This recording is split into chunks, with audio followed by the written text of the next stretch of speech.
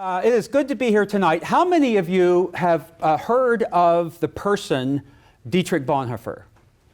So about a little over half of you, and those of you who haven't, I look forward to introducing you to not only an individual I think is a kind of person of faith for our time, but really one of the most important thinkers and scholars and a man committed to human rights of the modern era.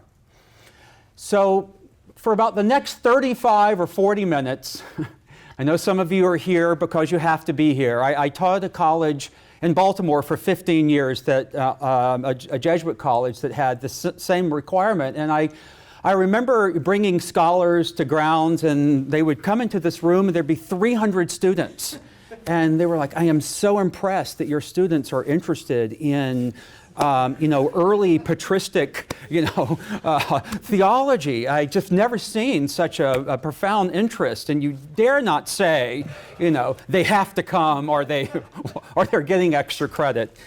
But I look forward to introducing you to Bonhoeffer and his time, and having a conversation about his life and legacy and promise for our own struggles and our own conflicts in America in 2015.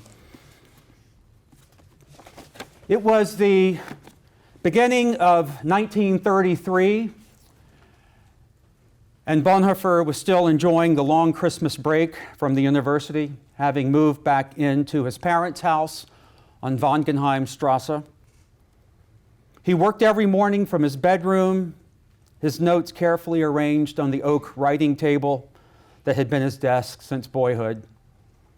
With the westward view of the neighbor's frozen garden, he wrote lectures and sermons with the familiar economy of effort, though now with the aid of a new Alder, his first typewriter.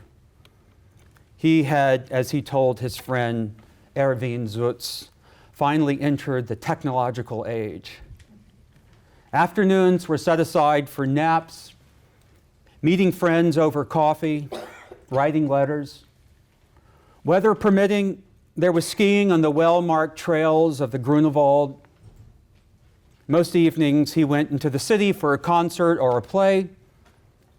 Musical nights at the Bonhoeffers continued a pleasant Saturday ritual during a short stay in Friedrichsbrunn, where the family had a beautiful country house. Bonhoeffer lolled about reading Hegel and Heine. Classes resumed at the university on the second week of January. A little over 2 weeks later, on January 30th, the unimaginable happened. There had been signs. On the very day that Bonhoeffer's Genesis lectures had turned to the story of Cain, second son of Adam and Eve, who jealously murders his brother Abel to become the first destroyer of life, the stormtroopers had appeared in the streets, bearing their hideous rubber truncheons, their drums and flags. On that day, too, Adolf Hitler, a German citizen for less than a year, had been appointed by President Paul von Hindenburg as the new Reich Chancellor. Nothing would ever be the same in the wake of that. Not the world of the mind or the world of politics, not Europe or the world outside it. A city, Berlin, once contoured by hopeless, godless vacancy of satisfied faces, Bonhoeffer's notes in his journal, was suddenly transformed with an enormous sense of purpose. Now would be the time of massed armies, of turbulent mobs, the time of huge throngs moving over the land, of technicians planning grandiose feats of destruction. Bonhoeffer's life was now set on a collision course with Hitler. Can you hear me okay in the back? Yes.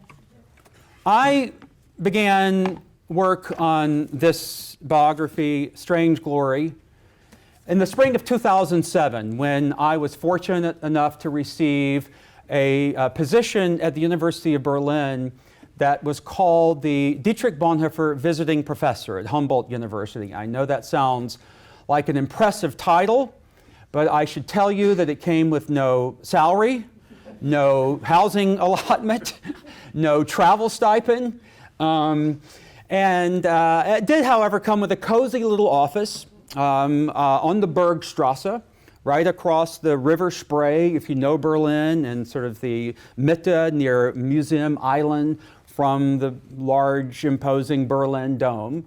And if I stood on, and I say cozy, I mean if I stood on the top of my desk and looked out the little sky window, I could see to the east the kind of grotesque, but nonetheless, iconic Fernsehturm, the television tower, ascending over the Alexanderplatz. And soon enough, I made my way to the Berlin Staatsbibliothek. That's the city library.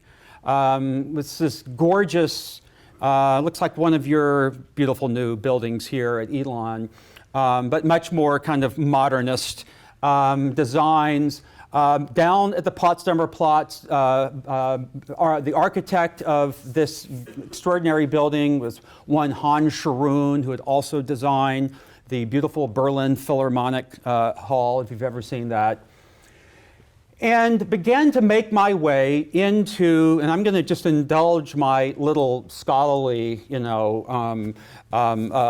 sessions for a minute and sound like a bit of an archive geek, but nonetheless, bear with me. I made my way into a huge, newly obtained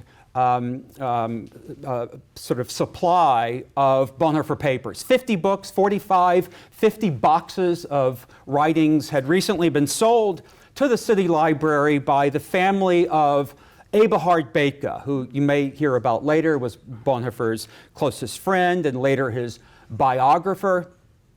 It was an extraordinary spring. This collection had recently been purchased by the Bethge family. It included letters and papers, photographs, notebooks, journals. One of the most, for me at least, having just finished 4 books on the civil rights movement, one of the most moving moments was when I opened a box that contained his writings and his files from one of the years he spent in New York City, the 1 year he spent in America, 1930-31. To see that his interest in that year in the American race issue was profound. There must have been 200 pamphlets and documents on lynchings, on the NAACP's work on a variety of civil rights issues. And while many of the documents that I saw there would appear later in the 16-volume, now complete, Bonhoeffer writings. I mean, this is someone who died at the age of 39. Most of his life as an adult was spent, riding on trains, planes, and automobiles, and in a very active life, who nonetheless left behind 16 volumes. Some of these volumes are 1,000 pages long of writings. Still, the experience of using, of seeing these documents, the singularities of his life began appearing to me in an especially vivid form. For example, I found this interesting correspondence, which we had known about, but I'd never seen it, with Mahatma Gandhi. In 1934-35, Bonhoeffer was pastoring a church in London. He was thinking seriously about how he might go back to Germany, and within a small group of Christian dissidents, which we can talk more about later, how to build a community that would stand in opposition to Hitler, that also was clustering around the contemplative disciplines. And Gandhi invited Bonhoeffer to come and live in an ashram And it was a regret that he carried to his grave, literally, that he was not able to do that because of the important demands back in Germany. I found registration papers for a brand new Audi convertible that his father had purchased for him when he was launching a seminary, sort of an illegal seminary, in northeast Germany and Pomerania up near the Baltic Sea that would train pastors, there were probably 50 or 60 pastors at a time, to take part in a church that identified itself really as the one non-anti-Nazi remnant within German Protestantism. So here he is, an abbot, a kind of Protestant, director of a monastery, and his father buys him a brand new Audi convertible, and he is driving around the countryside with this beautiful little sports car. I found a bank slip from the joint bank account he and his close friend Eberhard shared for many years. I found gorgeous landscape photographs that he had taken on his 2 visits to northern Africa, in Libya around 1923, and then later in Morocco. Beautiful, respectful landscape photographs of Islamic culture, which he admired and wrote about with such empathy that was really unfamiliar among most German Protestants. I found inventories of his library, not so surprising for someone who, in one of his first letters to Father Christmas, asked for the complete writings of Immanuel Kant. A little more interesting was inventories of his wardrobe. So it turns out that this extraordinary person of conscience who would be killed by the Nazis in a concentration camp in 1945, and who many in the Christian church regard as a martyr, was also a bit of a fashion hound. As my editor said, a dandy saint who had a haberdasher and had clothes, and he had his favorite places in Berlin to buy his furs. This was before fur was completely verboten. I found, actually, come on in. I found postcards from Texas. A postcard from Waco, Texas, back to Berlin. A postcard from Fort Worth, telling his parents that a car he was driving in with a Frenchman had just broken down. That's a curious story, perhaps. Anyway, all of these aspects of character illuminated for me a very different portrait of this brilliant German theologian than the one I had carried with me since writing a lumbering 525-page doctoral dissertation on his philosophical theology 25 years earlier. You've had, I think, to Elon before, a mutual friend of ours named Victoria Barnett. Victoria Barnett, some of you may know, is the director of, I think it's now called the Committee on Ethics and Religion at the U.S. Holocaust Museum, as the general editor of this 16-volume Bonhoeffer writings. I've had her down many times to speak to my classes at UVA. And the last time she spoke to my seminar on, the title of the course is called Theology in the Third Reich, which is without a doubt the most depressing course I teach, and may be the most depressing course ever offered in the religion department. Nonetheless, Vicky said to me something interesting around the time I was sort of contemplating this work. She said, I've read every word Bonhoeffer has said. I've translated many thousands of pages of Bonhoeffer. I've been living with this character for 30 years, and I still don't really know who he is. And all of this, for me, proved to be a gentle nudge into biography. When he was a young child, and his family rented a sprawling villa near the university clinics in Breslau, Bonhoeffer and his twin sister Sabina lay awake at night trying to imagine eternity. The ritual eventually became a game, with each child concentrating on the word to clear the mind of distractions. On funeral days, as horse-drawn hearses approached the cemetery that lay just to the north, the twins would watch from their bedroom window. Eternity, Ewigkeit. Sabina found the word very long and gruesome. Dietrich found it majestic. An awesome word, he called it. Sometimes he would even picture himself on his deathbed, surrounded by friends and family, reclining on the threshold of heaven. He knew what his last words would be and sometimes rehearsed them aloud, though he dared not reveal them to anyone. He hoped to welcome death as an expected guest. He did not want to be taken by surprise. But sometimes, when he went to bed, convinced that death would come that very night, he grew lightheaded, and the walls of his bedroom would reel about as if he were the axis of a carousel. He imagined himself rushing from sister to brother, from father to mother, pleading for help.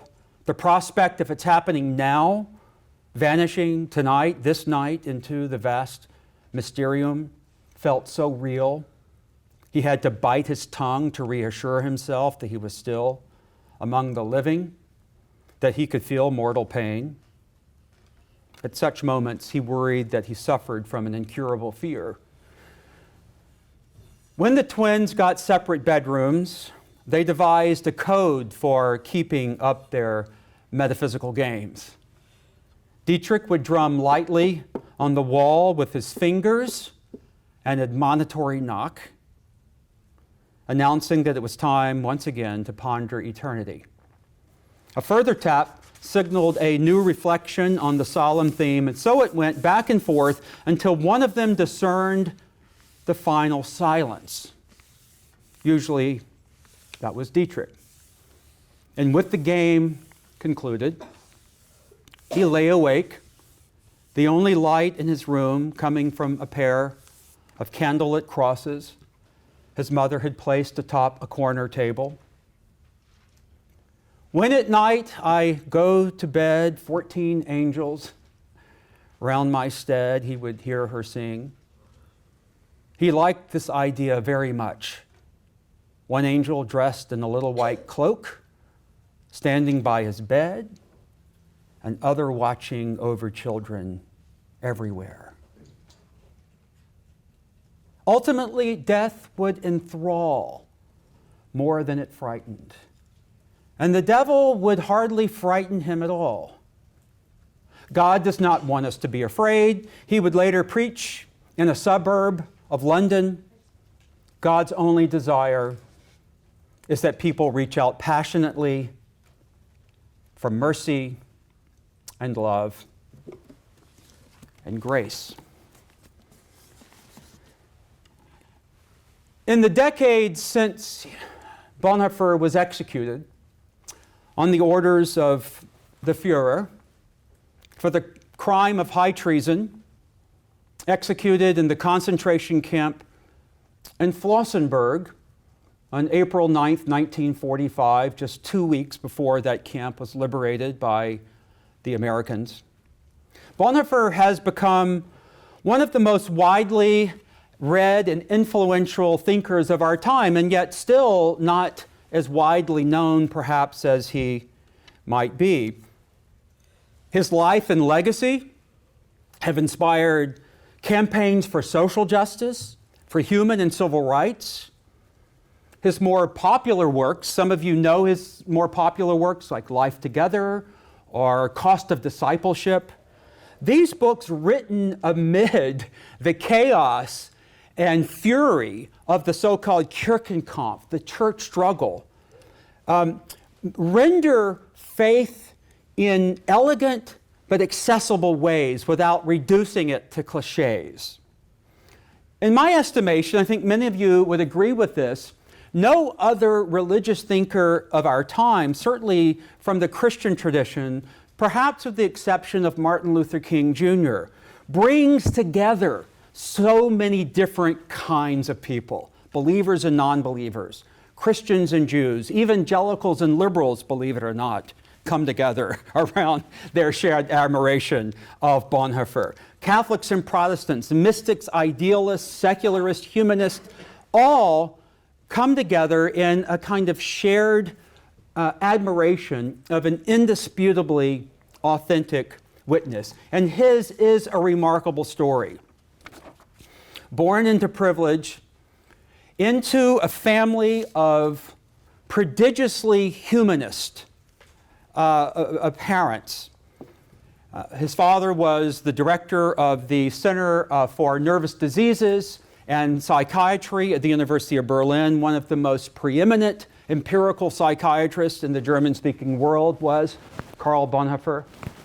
His brothers were brilliant philosophers and legal theorists and jurists. At the age of 14, young Bonhoeffer announced, to the dismay of many in his family, that he would become a theologian. And when one of his skeptical brothers protested, maybe this is a good translation of the German, really? For starters, look at the church. A more paltry, tepid, uninspiring institution one can hardly imagine. And you never go anyway. You hardly ever go.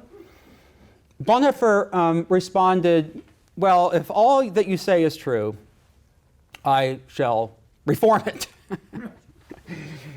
By the age of 21, this golden child of the Berlin Grunewald, and the Grunewald was a neighborhood that really housed the so-called Bildungsbürgertum, the upper middle class. It was a neighborhood that was filled with the folks who ran the film industry, bankers, academics, intellectuals, writers, people in theater, people in music. It was a neighborhood where Jews and Christians and non-religious people mingled freely in the salons and conversations and, in their shared pursuit of the arts and culture and the life of the mind. By the age of 21, this golden child of the Berlin Grunewald had already written his first doctoral dissertation. By the age of 24, he had finished his second doctoral dissertation. He was a straight arrow academic with his sights set on a lifetime of academic rewards and all the lush, posh benefits of the German academic guild. But he was also a profoundly restless person.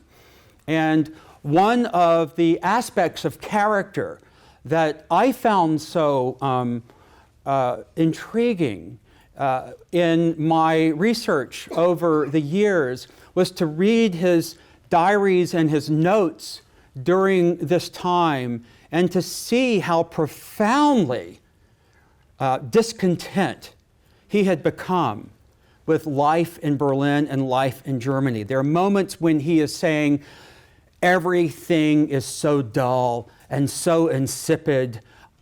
It feels on the trains and on the buses that people are just descending into a kind of collective stupidity. I feel like I am having trouble breathing. It's this claustrophobic air. And every time he had a chance to leave Germany, he left. And during the years 1924 to 1932, prior to the worst year ever, 1933, Bonhoeffer spent time abroad. He would be in great admiration of your global studies program here, which wowed me today. He spent time in Italy and in Libya and Spain and France and Morocco and England. He traveled to Cuba, traveled to Mexico. He spent time in the United States. In the spring of 1924, Bonhoeffer spent 6 weeks in Italy during Holy Week, and this Lutheran German became completely enthralled by the spectacle and pageantry of Roman Catholicism and Catholic life in Italy. And many times throughout his life said, I came very close to converting during those years in Rome. And to think that Martin Luther himself, the troubled father of the Lutheran tradition, on his last trip to Rome, had pronounced it a heap of Pope's dung. It is quite remarkable to see Bonhoeffer, this capacious, open, restless mind who is searching for some way of engaging the world that is broader and wider than this narrow and narrowing German Protestant ethos. And in one especially intense 6-month immersion, which I want to share with you presently in the United States, these experiences, these immersion experiences, I mean, we know, you know, Elon is a pioneer, isn't it, among American universities in service learning. And we know the transformative power of immersion experiences. Bonhoeffer's story, I think, offers that to us in an especially vivid way. One of the questions before I read one more section about this that students and people often ask is, well, how did this golden child of the Berlin Bildungsbürgertum become one of the nation's most conspicuous dissidents, become a subversive, and ultimately take part in a plot to assassinate Hitler, and who would die a horrible death in a concentration camp in 1945. Bonhoeffer, from a Gestapo prison in Berlin in late 1943, told his dear friend Eberhard something that I think helps us understand that journey. Bonhoeffer said, you know, there are only 2 times in my life when I, looking back, see that I underwent profound growth and transformation. The first was under the strong impression of my father. His father, the preeminent psychiatrist in Berlin, who was a kind and encouraging father, but nonetheless could lay really heavy demands on the children. For example, he did not like the children at dinner to speak unless they had already in their minds formulated in an elegant and well-crafted fashion the opinion or the idea that they wished to submit. And if they did offer some kind of a lumbering response, he could give them a look that just killed. But the second time, the second impression, a much more constructive one, he said, was in my first journeys abroad. And he was thinking of Spain, he was thinking of Northern Africa, he was thinking of Italy, but America above all. And I love this phrase. It was then that I began to make the turning from the phraseological to the real. The phraseological to the real. Someone once said that Bonhoeffer's life can be described as a journey to reality, to the things that matter most. Human dignity, human integrity, the flourishing of life, and acting in this generation for the sake of the coming generation. I would like to read you a section from his time in America that I think offers us some vivid and perhaps even humorous perspective on that turning from the phraseological to the real, okay? And then I'll say a few more words after that. That's going to take probably 12 or 15 minutes. And I'll say a few final words after that, and then we'll have some time for questions. So just set the stage for this. Bonhoeffer has his 2 doctorates. He's restless. He gets the invitation to come to America as a visiting scholar at Union Theological Seminary, which is any of you from New York City? We've got some New Yorkers here. It's the Upper West Side. It's part of Columbia University. And spend the year as a visiting scholar. Bonhoeffer did not really think that he had a lot to learn from the Americans. He had 2 PhDs. He had 2 doctorates from the most prestigious theological faculty in the world. And he was quite initially underwhelmed by intellectual life in New York City. And in fact, he said, it appears that one can study for the ministry in America without having a clue what one believes about God. And it seems as if in America, people design their idea of God like someone might order a car from the factory, according to taste and preference. But nonetheless, it proved to be a fairly traumatic year. Reinhold Niebuhr, the brilliant public intellectual, was teaching at Union at the time, and Bonhoeffer took classes with Niebuhr. The Harlem Renaissance was in full flower, and some point during that year, an African American from Birmingham, Alabama. Union was unusual insofar as in 1930 it already had a fairly diverse student body with African American, Asian Americans, women, poor whites.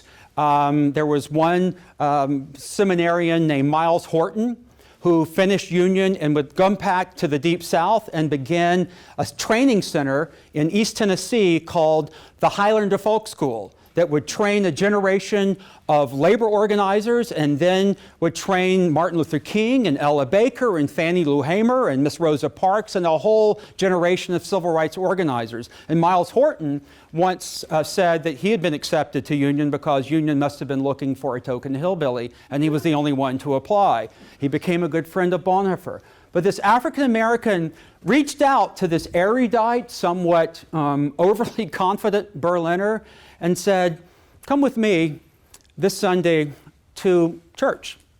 And they went down to Harlem to the Abyssinian Baptist Church. And there Bonhoeffer experienced what he would later say was real religion for the first time. In the spring of that year, 1931, Bonhoeffer decided that he wanted to see more of America than he had already seen, which was fairly limited to the Northeast. Frank Fisher, this African American, had taken Bonhoeffer to Washington for Thanksgiving, where he had been able to meet his family. He saw the Lincoln Memorial. He met with professors at Howard University. He had really interesting exchanges with African American intellectuals. He had gone to Cuba for Christmas, but he hadn't seen the heartland. So this what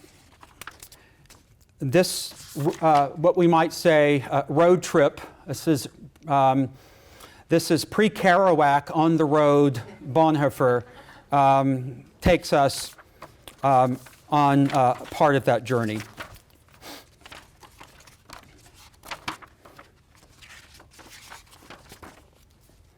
The next Tuesday, May 5th, 1931, with a tent and a little money, 4 unlikely companions sputtered out of New York City in a second-hand Oldsmobile. Just a half hour outside town, they were met by the rolling hills of Essex County, ablaze with early wildflowers. In addition to fellow Europeans, Hervé Zoutz and Jean Lasserre, a Frenchman, there was an American, Paul Lehman, along for the ride as far as Chicago. Bonhoeffer was at the wheel. He had never before held a driver's license. And had it not been for Lehman's wife, Marion, he would never have obtained one in New York. The private instructor he had hired praised his handling of the car, but officials at New York City's Department of Motor Vehicles had a different impression. After he had failed the road test, Marion advised him to slip the examiner a $5 bill. Bonhoeffer strongly objected and failed the test again. On his third try, he reluctantly offered up the bribe, and he passed. Only a smattering of postcards survive as clues, but driving options were limited in 1931. It appears that the men took Highway 22 west in Newark, and from there drove through Reading, Harrisburg, Altoona, and Pittsburgh. A postcard marked Portland, a hamlet in the heart of the Slate Belt, informs family back in Grunewald that after covering 100 miles in 3 hours in surprisingly light traffic, Bonhoeffer and his mates had arrived in the mountains of Pennsylvania, where they stopped to have lunch and enjoy the lovely surroundings and the beautiful warm weather. From there, Highway 30 west was a straight shot to Akron, Fort Wayne, and Gary, and then Chicago. And here the gregarious Lehman bade the others farewell and was dropped off at Elmhurst College, where he lined up a job for the summer. The Oldsmobile then followed Highway 66 west out of Chicago through Springfield to St. Louis, Highway 61 south to Memphis, and Highway 51 through the small North Mississippi towns of Senatoba, Batesville, Grenada, Winona, on to Jackson, and then to Hammond, Louisiana. They got all the way to New Orleans, nearly 1,000 miles in 2 days, with only Bonhoeffer and Lasserre licensed to drive. None of them cared much, it seems, for the Crescent City or the state over which Governor Huey P. Long ruled. The Great Depression had been no gentler on New Orleans than on the urban centers up north, to which it had laid waste. The visitors counted scores of empty warehouses in the once booming port city. Now only crime was booming. Bonhoeffer navigated the cramped streets of the French Quarter to drop Erwin Zutz off at the Old Town Harbor. The Swiss fellow had made arrangements to take a ship back to New York. Running behind schedule to make a conference of Christian pacifists in Mexico City, and Bonhoeffer was no Christian pacifist, though Lasserre was. The two quit New Orleans in haste and rolled toward the Texas state line. Vast distances lay ahead. With Bonhoeffer doing most of the driving, there was no time to keep a journal or write letters home. The quartet had dwindled to a fellowship of two. Bonhoeffer did get off another postcard, but only because the car broke down on the outskirts of Fort Worth just before exiting onto Highway 96. Another, and it would seem the final postcard, with a color shot of a longhorn bull dated May 16, 1931, informed his grandmother, Yulie, that the hill country of south central Texas recalled the beautiful eastern Hartz Mountains in springtime. Fresh, untouched, beautiful country.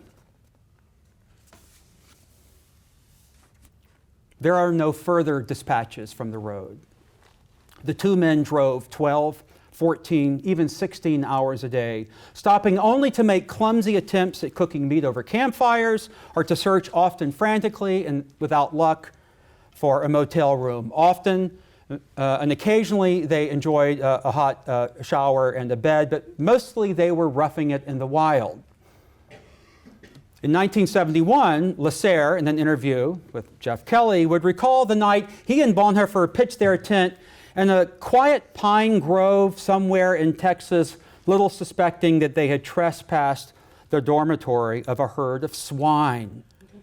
Just before dawn, Lasserre said he awoke to ferocious snoring and worried that Bonhoeffer had taken ill, only to find him sleeping peacefully as a child. Stretched alongside him, though, halfway into Bonhoeffer's tent, lay an enormous sow, also sleeping, if not as quietly. Heading back to New York, they collected the Oldsmobile and drove directly to New Orleans, but then, instead of retracing the same course home, north to St. Louis and Chicago and then back east, they took a different route. Beyond Lake Pontchartrain, Highway 11 ran straight into the heart of the Jim Crow South. Crossing the Mississippi border, Bonhoeffer and Lasserre followed the two-lane blacktop through the towns of Slidell, Lumberton, Hattiesburg, Laurel, Meridian, Tuscaloosa. 90 miles outside of Birmingham, while driving through the town of Fort Payne, they would have passed the exit for Route 35 or Route 35 north, and had they followed this road for 30 miles, arrived in Scottsboro, the North Alabama town, where that very month, 9 young black men were successively convicted amid an angry white mob of raping 2 white women on a freight train. You know the Scottsboro Boys case. From Fort Payne, Highway 11 sliced through the northwest corner of Georgia, on toward Chattanooga and Knoxville, with the Great Smoky Mountains to the east. The pair took a break in Virginia's southwest, the hamlet of Wytheville, and from there on to Roanoke, Stanton, Harrisonburg, and back to New York. All told, they had covered 4,000 miles in 7 weeks and another 1,200 on Mexican trains. I'm almost finished. While Bonhoeffer, as we have seen, kept no journal of the trip, he seems to have jotted down some notes along the way. Impressions of the South, with studied observations of race relations, appear in the year-long report to a supervisor in Berlin. And at times, these are quite arresting. These terse remarks on blood laws, mob rule, sterilizations, deportations, land seizures. Bonhoeffer lamented a world darker than 1,000 midnights and Scottsboro's terrible miscarriage of justice.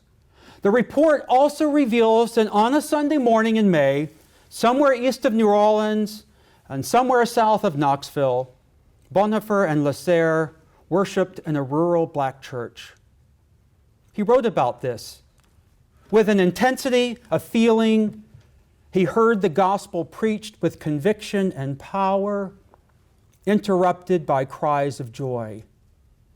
It was, he said, proof that one really could hear authentic religion preached in America.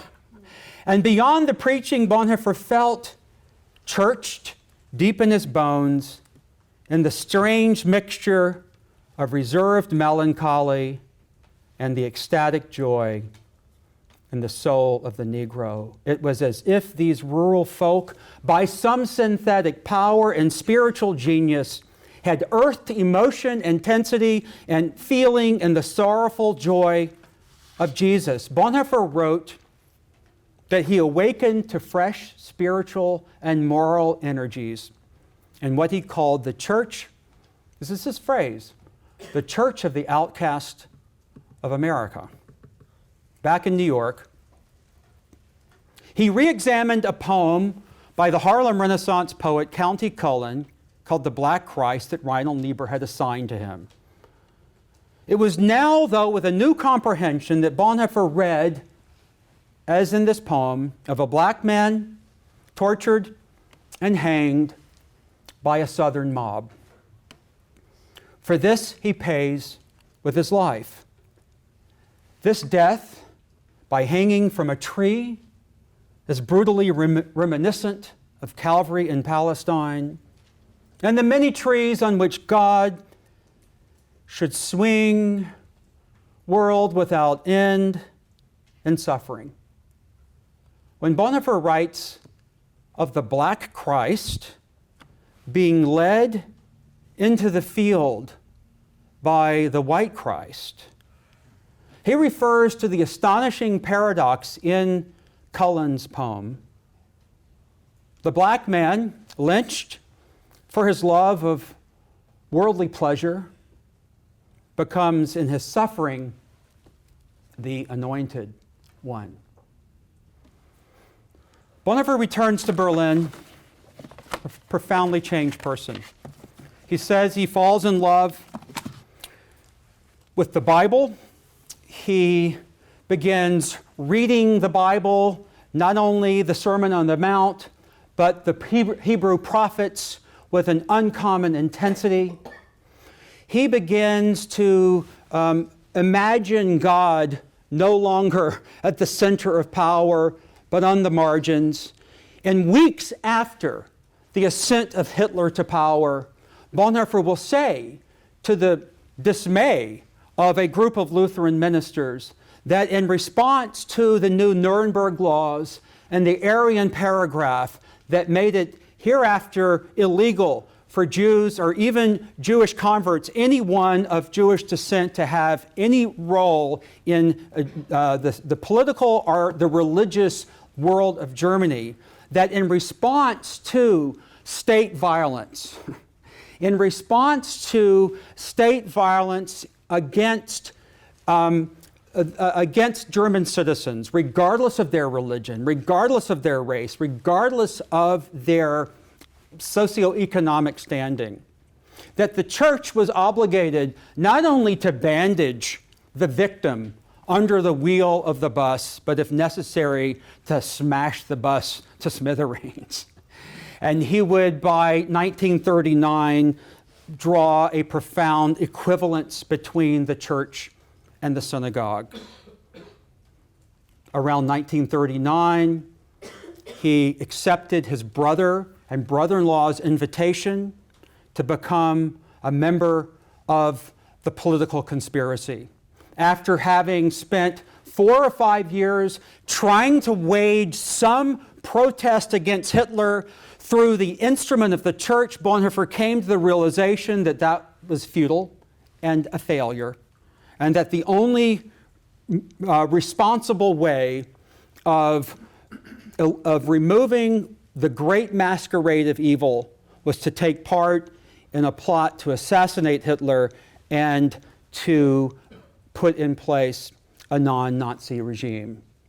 It's an extraordinary story we can talk about presently, but in that Gestapo prison camp in 1943, Bonhoeffer looked back, trying to make sense of how he had come to this place, observing that it was through this extraordinary immersion year that his moral imagination was broadened, and he began to see his faith through the perspective of global citizenship rather than through the narrow, increasingly racist and xenophobic and, of course, monstrous ideals of the Nazi regime.